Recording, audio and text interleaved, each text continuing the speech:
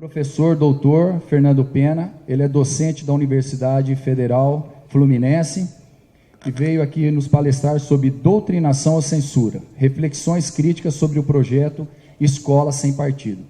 Seja bem-vindo, professor. À vontade.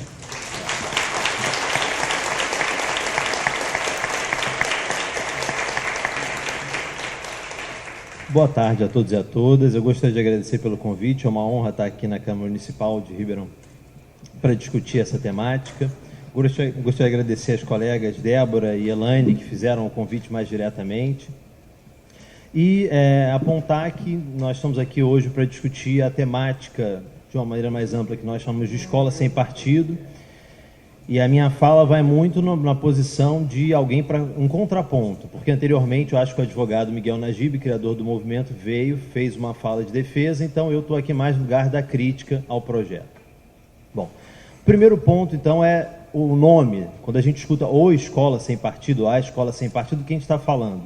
Acho que primeiro a gente não pode associar dois elementos. Quando eu falo ou Escola Sem Partido, eu estou falando simultaneamente do programa Escola Sem Partido, que é um projeto de lei. O primeiro deles foi apresentado no estado do Rio de Janeiro em maio de 2014 pelo deputado estadual Flávio Bolsonaro. O segundo foi apresentado algumas semanas depois no município do Rio de Janeiro pelo vereador municipal Carlos Bolsonaro.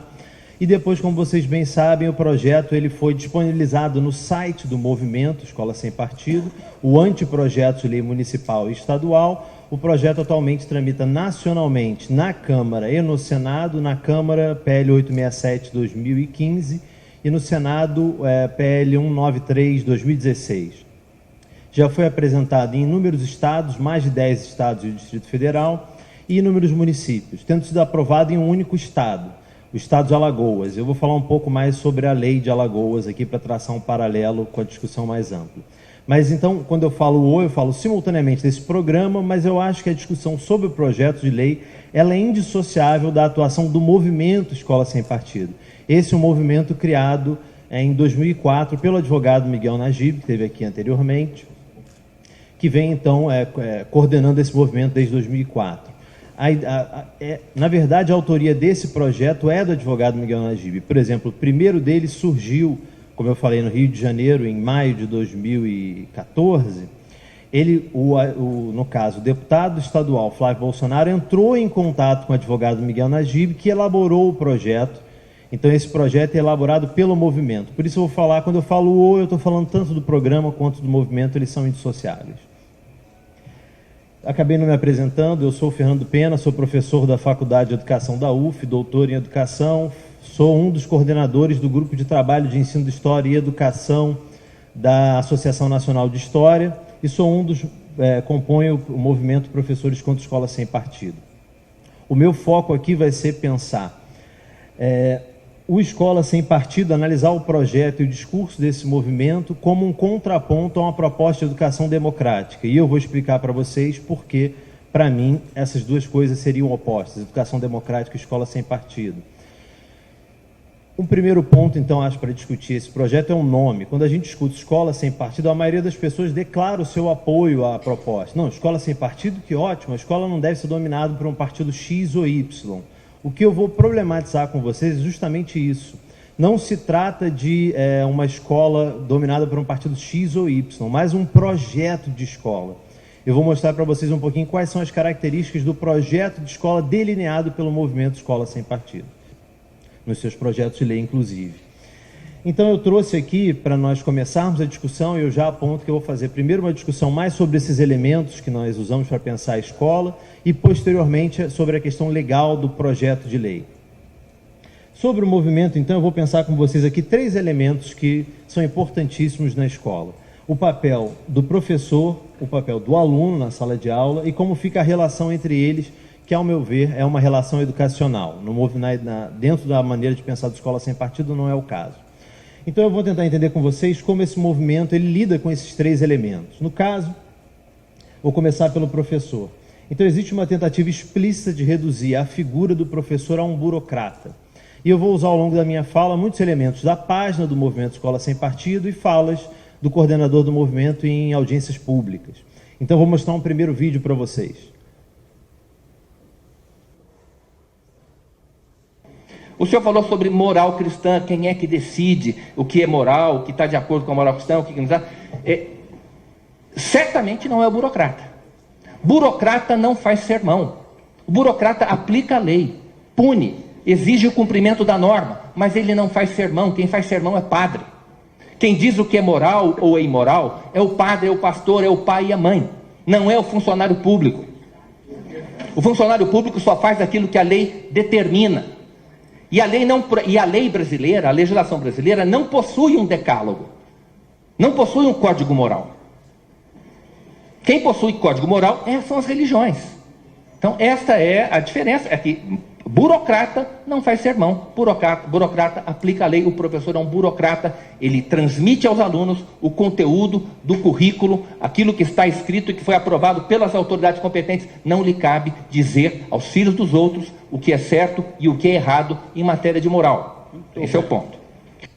Então, o primeiro ponto, o professor, aqui existe uma tentativa de reduzir o papel do professor a um burocrata. É óbvio que existe uma dimensão burocrática no fazer do professor, mas o fazer do professor é muito mais do que isso. E aqui uma confusão. Então, ao limitar o professor a um burocrata, é alguém que só aplica a lei, e o professor não poderia, então, falar de valores em sala de aula. Valores, por exemplo, como diálogo com a diferença, respeito ao outro. O professor, segundo o movimento Escola Sem Partido, não poderia mobilizar valores em sala de aula. Esse é um ponto que eu acho que nós devemos problematizar.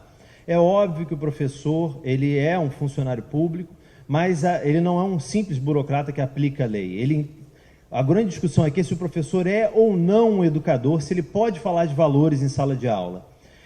E para isso, aqui existe uma posição explícita do movimento. Esse aqui é a página inicial do movimento Escola Sem Partido. Nessa página eles indicam uma lista que eles chamam de Biblioteca Politicamente Incorreta, que é composta por apenas de 4 livros.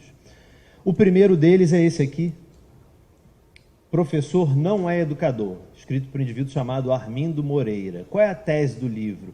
Uma dissociação entre o ato de educar e o ato de instruir. O ato de educar seria responsabilidade exclusiva das famílias e da religião, e o professor, então, ele teria que se limitar a instruir, que no linguajar do movimento é transmitir conhecimento neutro, sem mobilizar valores e sem falar da realidade dos alunos. No campo educacional, essa discussão já está mais do que ultrapassada. Mobilizar, falar da realidade do aluno é algo importante para tornar o ensino, a discussão de qualquer temática, significativa para os alunos, mas eles fazem essa defesa.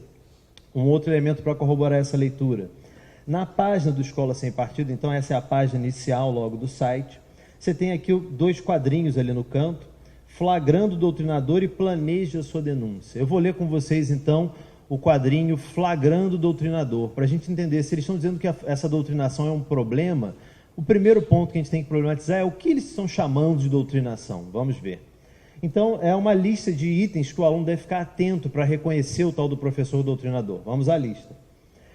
Você pode estar sendo vítima de doutrinação ideológica quando seu professor se desvia frequentemente da matéria objeto da disciplina para assuntos relacionados ao noticiário político ou internacional. Esse é o primeiro critério para definir o que eles chamam de doutrinação. Os professores aqui estão fazendo caras de espanto, e eu entendo bem o porquê. Porque como não dialogar com a realidade do aluno quando está discutindo história, geografia? Qual seria o impedimento de falar sobre o que está acontecendo na comunidade, no bairro, no município no qual a escola está inserida? E como eu falei, dialogar com a realidade do aluno é importante para a formação dele enquanto cidadão e para tornar o ensino das disciplinas significativo para esses alunos. Mas esse, então, é o primeiro critério da lista deles, flagrando o doutrinador. Então, um primeiro alerta para vocês aqui problematizar os termos utilizados por esse movimento. Porque, por exemplo, o termo doutrinação ideológica, qual é a definição dele? A gente está vendo aqui. Adota ou indica livros, publicações e autores identificados com determinada corrente ideológica. Eu sempre faço o mesmo desafio. Eu queria que alguém me citasse um livro que não é identificado com uma corrente ideológica. Uma oposição tosca entre o que seria ideológico e neutro, como se algumas coisas fossem neutras e outras ideológicas. Então esse é um problema, essa é uma visão equivocada. Impõe a leitura de textos, então o professor impondo, o professor representado muitas vezes como um criminoso.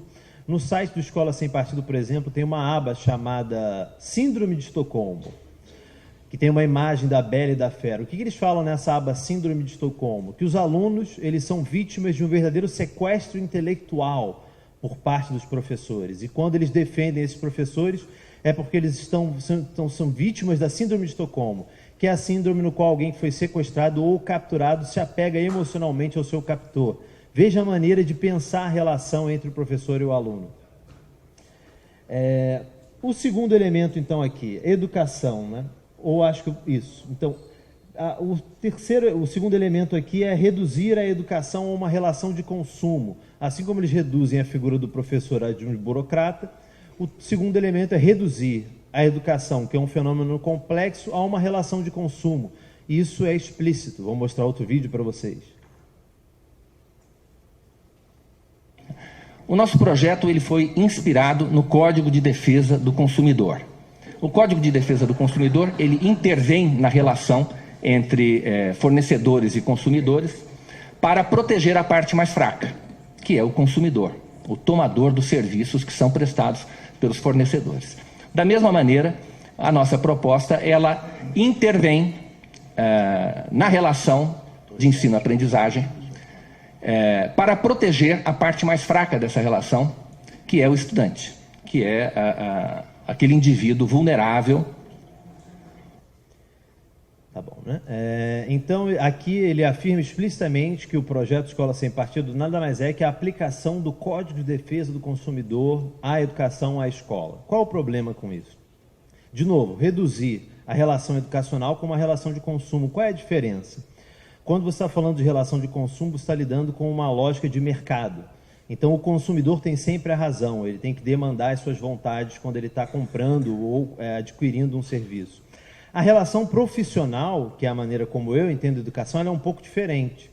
Você não chega para um médico e diz, olha, eu estou com uma dor de cabeça, eu quero que você faça um furo com uma broca para diminuir a minha pressão intracraniana, porque assim vai aliviar a minha dor de cabeça. Não, você chega para o médico e você confia no saber profissional dele. Você pergunta, olha, o meu sintoma é esse, estou com dor de cabeça, o que eu faço? E ele vai prescrever uma maneira de lidar com o problema.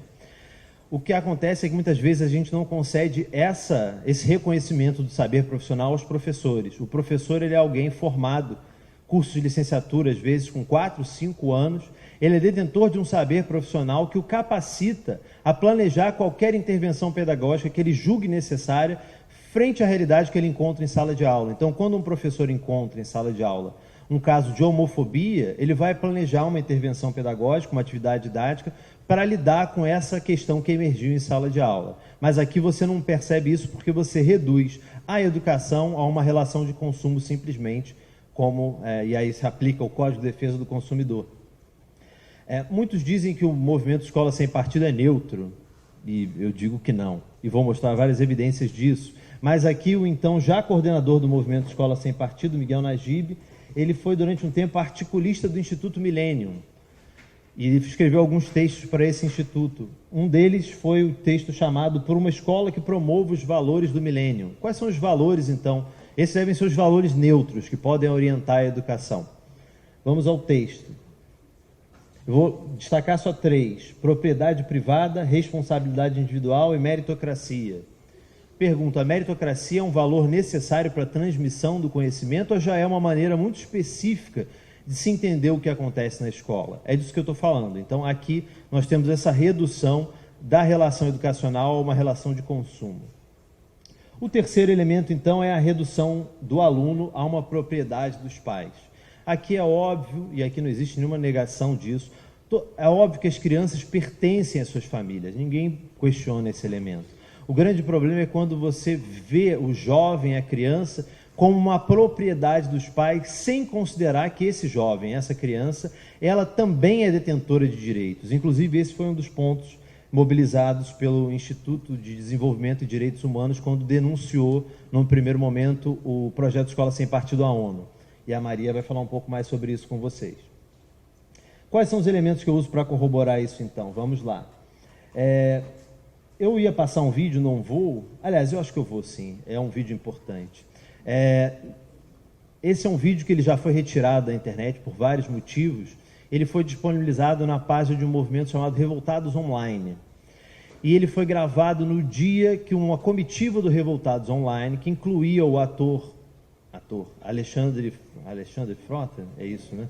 o Alexandre Frota, eles foram se reunir com o com o ministro da Educação, e nesse dia, então, eles gravaram um primeiro vídeo na frente do Ministério da Educação, explicando as pautas do movimento, e no mesmo dia, os líderes dessa comitiva foram ao encontro do advogado Miguel Najib e perguntaram para ele qual era a importância do Escola Sem Partido. Eu, infelizmente, vou mostrar esse vídeo para vocês agora.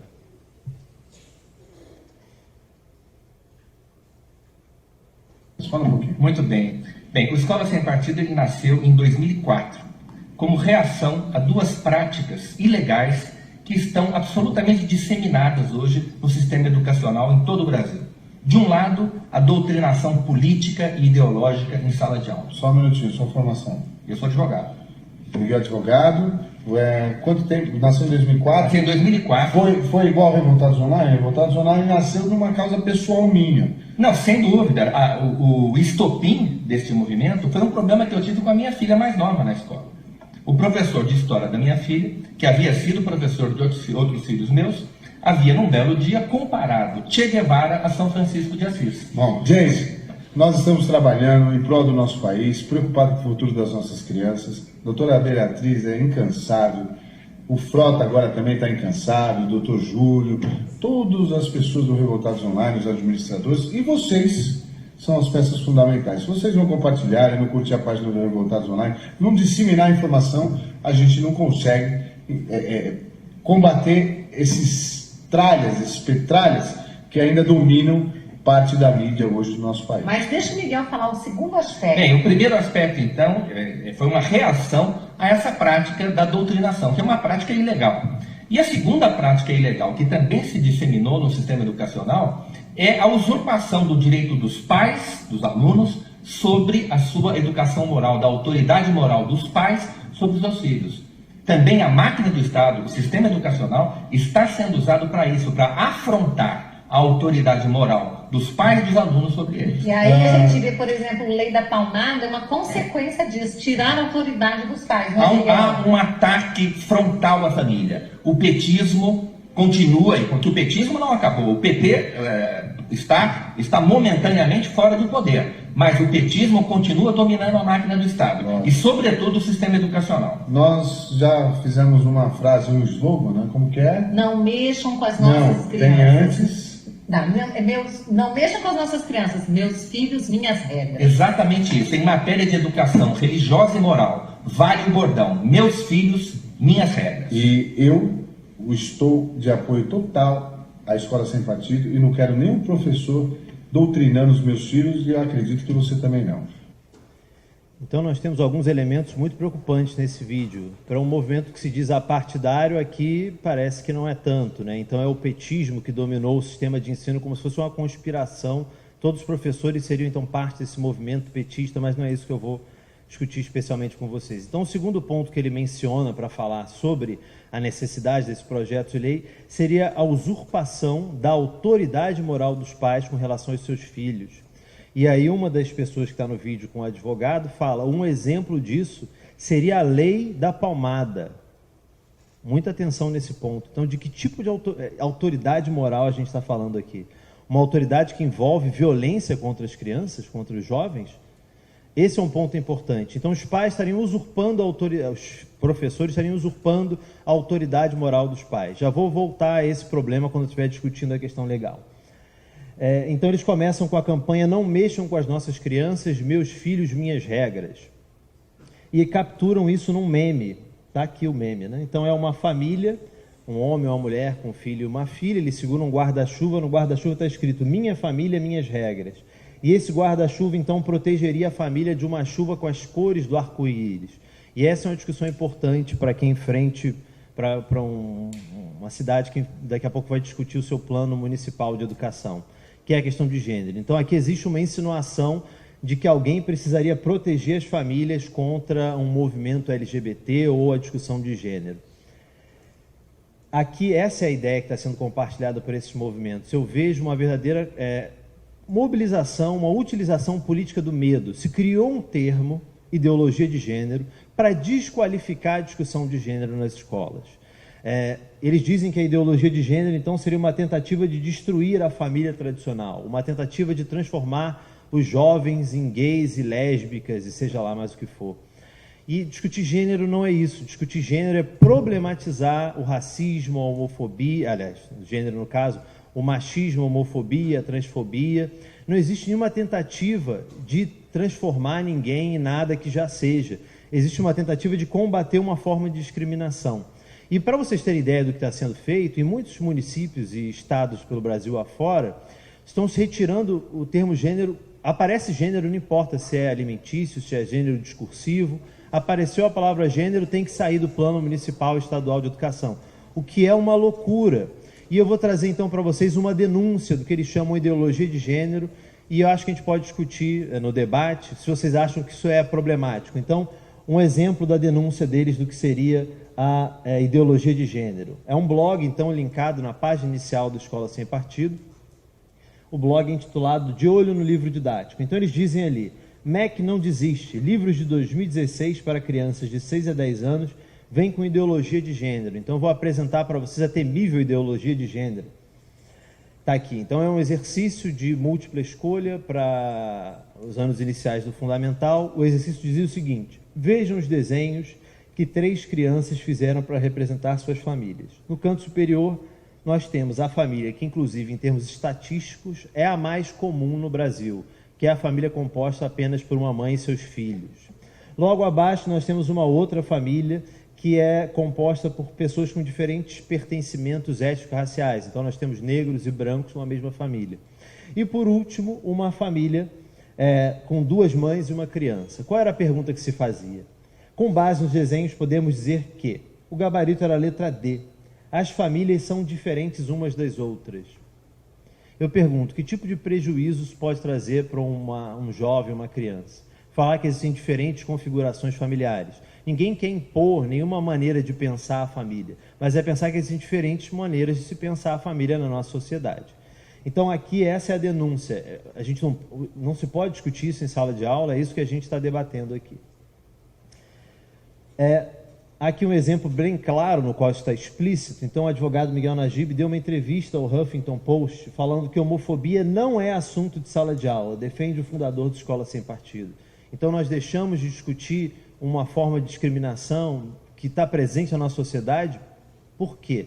No que problematizar a homofobia, o machismo pode trazer de prejuízo para os alunos. Essa discussão desses temas não é importante para a formação, para a cidadania, para o convívio plural no espaço público, respeitoso? Eu defendo que sim. Vou pular, eu ia mostrar para vocês as perguntas, mas só para vocês terem ideia da atuação desse movimento. Em 2015, a temática do Enem da redação foi a persistência da violência contra a mulher na sociedade brasileira. Esse foi o tema do Enem, em 2015, da redação. O que aconteceu? O movimento Escola Sem Partido se configurou como uma associação, a Associação Escola Sem Partido. Eu vou mostrar para vocês a primeira representação, a primeira ação dessa associação. Então, a inconstitucionalidade do Enem. Maria Heder vai ficar de cabelo em pé agora. Leia aqui a representação que será enviada pela Associação Escola Sem Partido às unidades da Procuradoria da República nos 27 estados da Federação, demonstrando a inconstitucionalidade da exigência do respeito aos direitos humanos na prova de redação do Enem 2015. Então, o argumento deles é que seria inconstitucional exigir, como critério de correção da redação do Enem, o respeito aos direitos humanos. Vejam bem qual é o projeto de escola que a gente está enfrentando aqui, né? Então, essa um pouco era a minha discussão sobre esses 3 elementos. Eu vou só mencionar, antes de passar para a discussão legal, então, para os defensores do Escola Sem Partido, quando o professor educa, ele está doutrinando, porque para eles o professor não é educador. Então, se ele educa, se ele forma para a convivência democrática no espaço público, isso é doutrinação. Se ele fala sobre a realidade dos alunos, isso é doutrinação. O professor não poderia falar sobre valores em sala de aula, valores como respeito ao outro, né, ao próximo.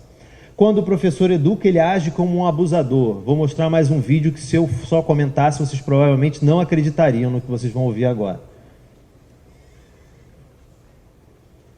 Com relação ao problema é um argumento surrado, o de que o aluno não é uma folha em branco. Uma criança de 12 anos de idade sabe perfeitamente como dialogar com o professor tarimbado, com o militante, que eles estão ali em pé de igualdade. Bem, evidentemente, como disse o professor Jungmann, isso é um argumento de gente sonsa, com todo respeito. E mais, é um argumento que é típico dos abusadores que procuram minimizar a gravidade dos seus atos, apelando para a condição pessoal das suas vítimas. Isso é, perdão, a verdade tem que ser dita, deputado. A verdade tem que ser dita. Às vezes as pessoas se sentem... É típico dos abusadores que pretendem minimizar a gravidade dos seus atos, apelando para a condição pessoal das suas vítimas. Digo mais. É um argumento típico também dos estupradores. É um argumento típico dos estupradores que alegam em sua defesa que aquela menina de 12 anos que eles acabaram de violentar não é tão inocente quanto parece. Esse é o argumento de que o aluno não é uma folha em branco. Então, esse argumento precisa ser varrido por uma questão de honestidade intelectual, Então, quando um professor, um educador, ele fala que um aluno não é uma folha em branco, não existe nenhuma tentativa de hierarquizar as capacidades críticas de ninguém, comparado o aluno entre os alunos ou entre o aluno e o professor. Existe uma tentativa de dizer que o aluno é capaz de fazer críticas, ele é capaz de entender a realidade na qual ele convive e que a escola tem um papel importante nessa discussão. E aqui o Miguel Najib diz que o professor, quando ele usa o argumento de que o aluno não é uma folha em branco, ele está operando usando o mesmo argumento que um estuprador que estupra uma menina de 12 anos. Ao meu ponto de vista, isso é gravíssimo, é um desrespeito a todos os professores e eu me sinto pessoalmente ofendido quando eu escuto esse absurdo. Mas isso não é pouco usual para esse movimento. Isso aqui é uma charge compartilhada pelo movimento Escola Sem Partido nas suas redes sociais. Então, é uma professora que não é representa qualquer escola, representa a escola pública. E ela está com uma estrela do PT, um pentagrama, vários símbolos ali, e ela se aproveita do jovem, da criança, que é sempre representado como pequenininho, inocente, hipnotizado, com os olhos arregalados, e ela vomita lixo dentro da cabeça dos alunos, dizendo: religião é para pessoas estúpidas, você precisa de sexo, sexo, sexo, sexo. Como se fosse isso que os professores fazem em sala de aula quando, por exemplo, eles discutem gênero. Então isso aqui é um ataque gravíssimo que tem gerado consequências severas. Eu vou mostrar para vocês agora uma imagem que foi compartilhada como comentário na rede social do Escola Sem Partido. Ensine ideologia de gênero para minha filha que você não vai para a cadeia, eu vou para a cadeia. Então chegamos ao ponto de ameaças concretas aos professores que estão fazendo nada mais do que desempenhando a sua função, inclusive discutir gênero, e esse é um ponto importante para quem vai discutir o plano municipal e estadual de educação. Não existe nenhuma proibição na legislação de falar sobre gênero nas escolas. Mais do que isso, existem uma série de documentos internacionais que o Brasil é signatário, que afirmam o compromisso de se combater várias formas de igualdade na escola, inclusive a de gênero. Qual é a confusão que é feita, muitas vezes, intencionalmente? O termo gênero foi retirado do nosso Plano Nacional de Educação. O Plano Nacional de Educação ele estabelece metas em 10 anos, onde é que o Brasil quer chegar com relação aos seus objetivos educacionais. A meta específica de combate à desigualdade de gênero foi retirada, mas isso não constitui uma proibição que se discuta gênero em sala de aula. Isso é importantíssimo que fique claro aqui. Não existe essa proibição. Existem projetos de lei que tentam proibir isso, mas ainda não existe legislação que proíba a discussão de gênero nas escolas. Por fim, então, o professor fica sendo responsável pelos problemas da educação nacional. Eu falei numa audiência pública na Comissão Especial da Escola Sem Partido na Câmara dos Deputados, e eu ouvi que o professor é culpado por tudo. Os resultados ruins da avaliação é culpa do professor. Não se considera a infraestrutura das escolas, o salário dos professores, a violência, onde a escola está inserida. A culpa é do professor que não faz o seu trabalho. Então esse é um problema, essa responsabilização e muitas vezes a criminalização da figura do professor. Para concluir, eu vou então falar um pouquinho sobre os projetos de lei, especialmente o Escola Sem Partido. Então, na verdade, não é um projeto de lei só que está tramitando nacionalmente, discutindo essa temática. São, no mínimo, 6. 6 que tramitam junto, nós temos alguns outros. Então, é o PL 7.180 e 7.181 de 2014, o PL 867 de 2015 e 1.859 também de 2015, e os PL 5.487 e 6.005 de 2016. Então, esses projetos, eles estão todos tramitando conjuntamente, eles são discutidos por essa comissão especial na Câmara dos Deputados. Dentre esses projetos, existe um projeto que tenta proibir que qualquer política pública mencione o termo gênero. Então, existem projetos para isso, mas nenhum deles ainda aprovado. Eu vou falar especificamente com vocês, então, sobre o PL 867 de 2015, que é o Escola Sem Partido. Vamos a ele. Então, o projeto ele quer incluir entre as diretrizes e bases da educação nacional o programa Escola Sem Partido. Aqui no seu artigo 2 ele diz: a educação nacional atenderá aos seguintes princípios. E é curioso que esse é um projeto de lei ordinária e a nossa Constituição já define quais são os princípios que devem orientar a educação nacional. Mas eles não mencionam isso. Até porque, se nós lermos ali, por exemplo, inciso 2, pluralismo de ideias no ambiente acadêmico. Como é que isso aparece na nossa Constituição, no artigo 206, se eu não me engano? Pluralismo de ideias e de concepções pedagógicas. Então, eles excluíram o pluralismo de concepções pedagógicas. 3. Liberdade de aprender com projeção específica do campo da educação da liberdade de consciência. Como aparece na nossa Constituição? Liberdade de aprender, ensinar, pesquisar, divulgar o pensamento, a arte e o saber. Então, o que foi que eles excluíram? A liberdade de ensinar. Então, eles excluem a liberdade de ensinar, o pluralismo de concepções pedagógicas e chegam ao extremo na justificação do projeto de afirmar explicitamente que o professor não tem liberdade de expressão dentro de sala de aula. Isso está explicitamente escrito na justificação desse projeto, o 867. Mas eu quero problematizar com vocês especialmente aqui o inciso 7.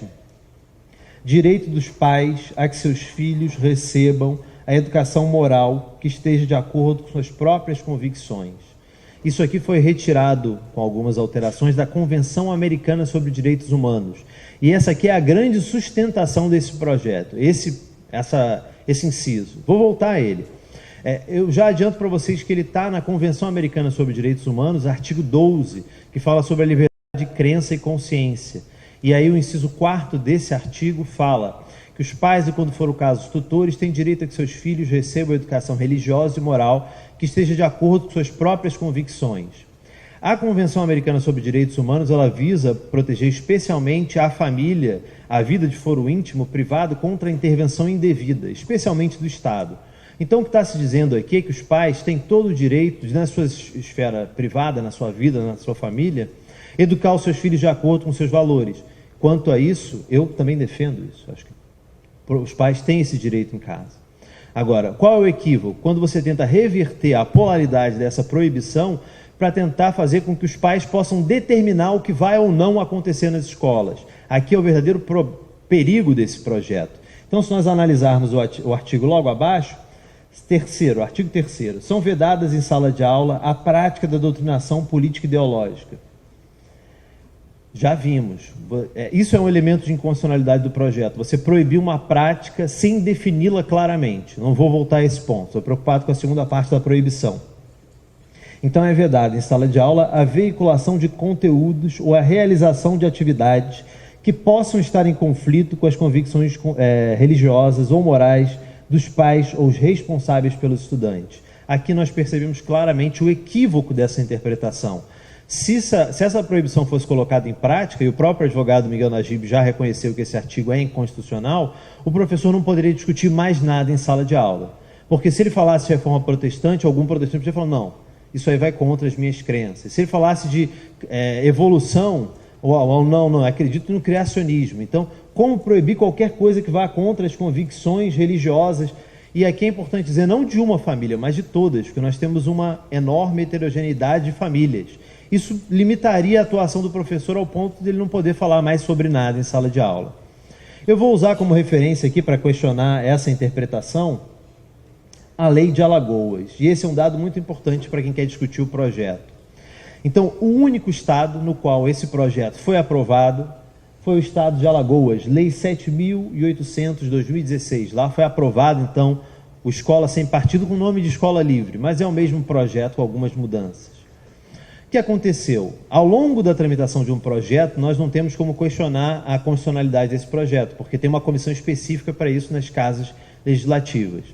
Quando um projeto ele é aprovado e se torna lei, como foi o caso de Alagoas, aí sim nós temos a possibilidade da ação direta de inconstitucionalidade.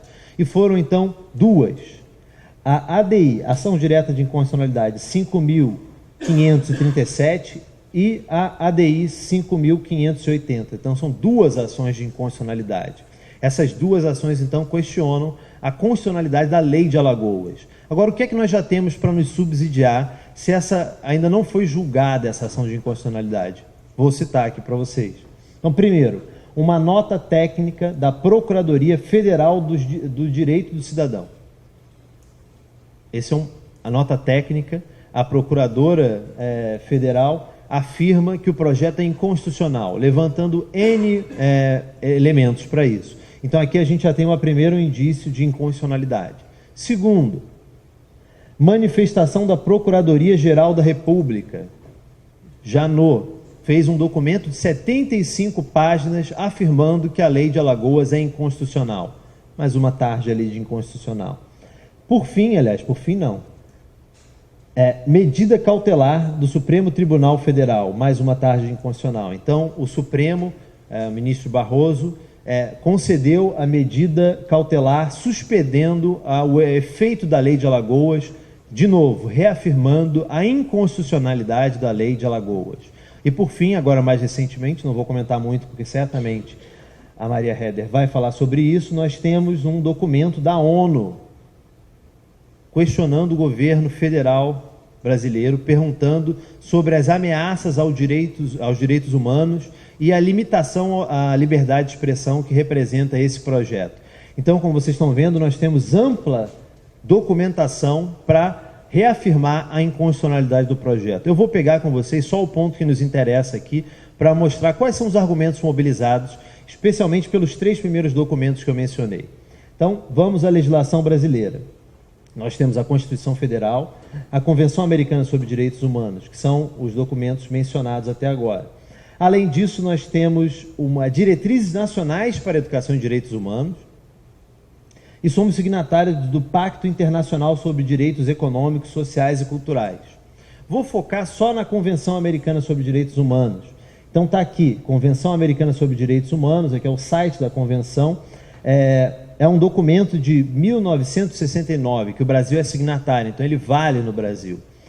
A Convenção, ela tem então no seu artigo 12, fala sobre a liberdade de consciência e de religião. Inciso 4º, os pais, e quando for o caso os tutores, têm o direito a que seus filhos ou pupilos recebam a educação religiosa e moral que esteja de acordo com suas próprias convicções. Então isso está no documento assinado pelo Brasil, então isso vale no Brasil. Então você poderia olhar para mim e falar, mas Fernando, então isso quer dizer que eles estão certos? Isso é essa a interpretação?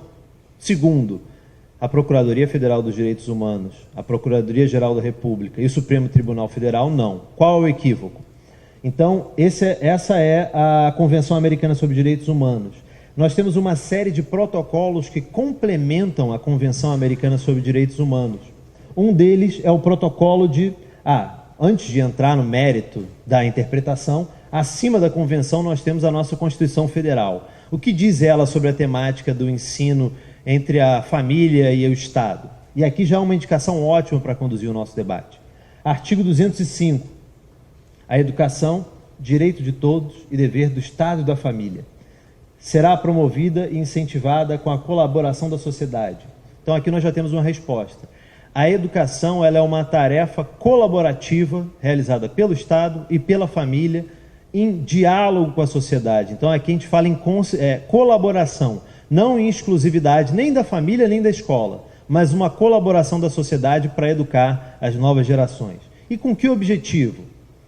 Visando ao pleno desenvolvimento da pessoa, seu preparo para o exercício da cidadania e sua qualificação para o trabalho. 3 objetivos. Preparação plena da pessoa. Então, é óbvio que a escola vai mobilizar valores para isso, vai mobilizar uma formação integral dos alunos. E aqui, formação, preparo para o exercício da cidadania. Então, a escola tem como missão, sim, preparar os alunos para o exercício da cidadania, formar para uma cidadania. Então, esse aqui é um elemento para nós nos a termos na discussão, a Constituição Federal. Mas esse aqui é importante e é aqui que todos esses documentos que eu mencionei apontam a inconstitucionalidade da Lei de Alagoas e, consequentemente, desse projeto de uma maneira mais geral, porque o que eu vou falar diz respeito a todos eles, não só ao caso de Alagoas. Então, o que é esse tal desse protocolo de São Salvador? É um protocolo adicional à Convenção Americana sobre Direitos Humanos em matéria de direitos econômicos, sociais e culturais. Protocolo de São Salvador. É lei também no Brasil. Está aqui, foi promulgado no dia 30 de dezembro de 1999. E o que diz? Esse protocolo tem um artigo específico sobre a educação. Artigo 13, direito à educação. Vou ler com vocês, porque isso aqui é importante.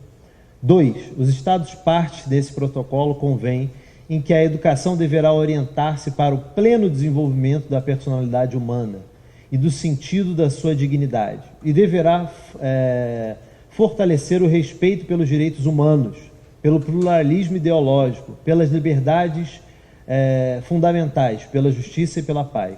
Convém também em que a educação deve capacitar todas as pessoas para participar efetivamente de uma sociedade democrática e pluralista, conseguir uma subsistência digna, favorecer a compreensão, a tolerância e a amizade entre todas as nações e todos os grupos raciais, étnicos e religiosos, e promover as atividades em prol da manutenção da paz. Então está aqui, esse é um protocolo que faz parte da Convenção Americana sobre os Direitos Humanos. Ele afirma explicitamente que a escola deve formar de maneira integral seus alunos para um convívio democrático no espaço público. E aqui, no final, voltamos àquela regra, né? Inciso 4. De acordo com a legislação interna dos Estados partes, os pais terão direito a escolher o tipo de educação a ser dada aos seus filhos, desde que esteja de acordo com os princípios enumerados acima. Então, a utilização da Convenção Americana sobre Direitos Humanos para afirmar que apenas a família educa e que a escola não pode educar, ela é absolutamente infundada. Nós temos já uma ampla legislação para corroborar essa leitura da inconstitucionalidade do projeto. E, de novo, repito, me pediram para discutir escola sem partido. Se fosse para falar dos planos municipais e estaduais, eu teria feito até uma outra apresentação. Mas isso é importantíssimo, que se tenha claro ao discutir o plano municipal e estadual de educação. A educação é uma tarefa compartilhada entre a família e a escola, em parceria com a sociedade. Então, tentar transformar a escola um mero espaço de onde o professor é um burocrata, onde a relação ali é uma relação de consumo, isso vai contra todos os documentos que nós assinamos, o Brasil é signatário internacionalmente. E mais do que isso, vai contra a escola que nós defendemos, que é uma escola que não forma para uma leitura política A ou B, mas para que os alunos se sintam capazes de mudar o que eles acham injusto no mundo no qual eles estão inseridos. E é para isso que a gente luta pela educação democrática e contra o projeto Escola Sem Partido. Minha apresentação era essa, então eu fico à disposição para o debate, apesar do tempo estar curto, mas agradeço de novo pelo convite e pelo tempo que vocês dedicaram. Obrigado.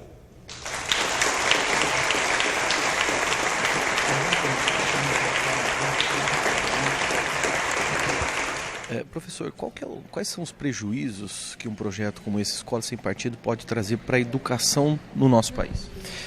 Bom, eu tentei argumentar e mostrar ali dentro que um principal prejuízo que eu vejo para a educação é que eles não veem, e até quando eu falo sobre o projeto eu não falo sobre educação, eu falo sobre escolarização. Porque para eles o professor não é um educador, esse é até o nome de um livro que eles recomendam no site. Então eles tentam reduzir o que acontece na escola à instrução. Então é só qualificar para o trabalho, transmitir conhecimento, e tudo isso é muito importante. O problema é quando você tenta reduzir o que acontece na escola apenas a isso. Porque tem uma formação para a cidadania, uma formação para o convívio no espaço democrático, que também é papel da escola e é muito importante. O projeto tenta dizer que essa não é uma tarefa da escola, interpretando de forma equivocada a Convenção Interamericana sobre Direitos Humanos. A Convenção diz o seguinte, que os pais, e quando for o caso os tutores, têm direito a que seus filhos recebam educação moral e religiosa de acordo com seus valores. E as famílias têm esse direito, no espaço privado, dentro da família, O direito é das famílias. Agora, dentro da escola pública, a escola tem um compromisso com uma formação para o debate, para a convivência no espaço público. E é importante que ela continue formando para isso, combatendo todas as formas de desigualdade, de respeito ao outro e estimulando aos alunos que eles aprendam a conviver com diferentes valores, dialogando com diferentes crenças. Quando se coloca em dúvida a formação e a ética profissional dos professores, você coloca em dúvida uma categoria tão importante para a formação dos cidadãos? Eu acho que um dos pontos mais negativos com relação à atuação do movimento Escola Sem Partido e do projeto especificamente é uma desqualificação do professor. O professor, então, ele é um mero burocrata, isso foi dito explicitamente em audiências públicas, ele é alguém que deve só instruir, não deve educar. Isso desqualifica o professor, porque quando você fala de um médico, de um engenheiro, você vê nesses profissionais que têm um saber profissional que os capacita para fazer o que eles fazem, seja lidar com a medicina, com a engenharia. E quando você olha o professor, isso não é concedido ao professor. O professor ele recebe toda uma formação ao longo de 4, 5 anos para que ele seja capaz de lidar com qualquer problema que apareça dentro da sala de aula, planejar intervenções pedagógicas para lidar com os problemas que emergem. Só que um projeto como esse desqualifica o professor, não reconhece o saber profissional. Isso é gravíssimo para a formação dos jovens, porque você coloca o professor em dúvida. O professor não tem o reconhecimento necessário e a valorização para fazer o seu trabalho da maneira como acho que todos nós julgamos importante. O nome Escola Sem Partido vem de um projeto sem partido? Não. O próprio nome foi muito bem escolhido. Quando você escuta Escola Sem Partido, você imediatamente imagina, declara o seu apoio. Realmente, a escola não pode ser dominada por um partido X ou Y. Só que o movimento que defende esse projeto é claramente partidário, eles fazem menções muito específicas a partidos políticos. E o nome não captura o principal. Para mim, se fosse um bom nome para capturar as ideias desse movimento, seria Escola Sem Educação, porque para eles a escola não é esse espaço educacional de formação para a cidadania, uma formação íntegra do jovem e da criança. Então o nome ele engana muito, então ficar atento quando escutar falar, sempre tentar se informar sobre a atuação do movimento e os projetos, para não embarcar às vezes um nome que pode chamar a atenção, mas que não captura bem as ideias do movimento.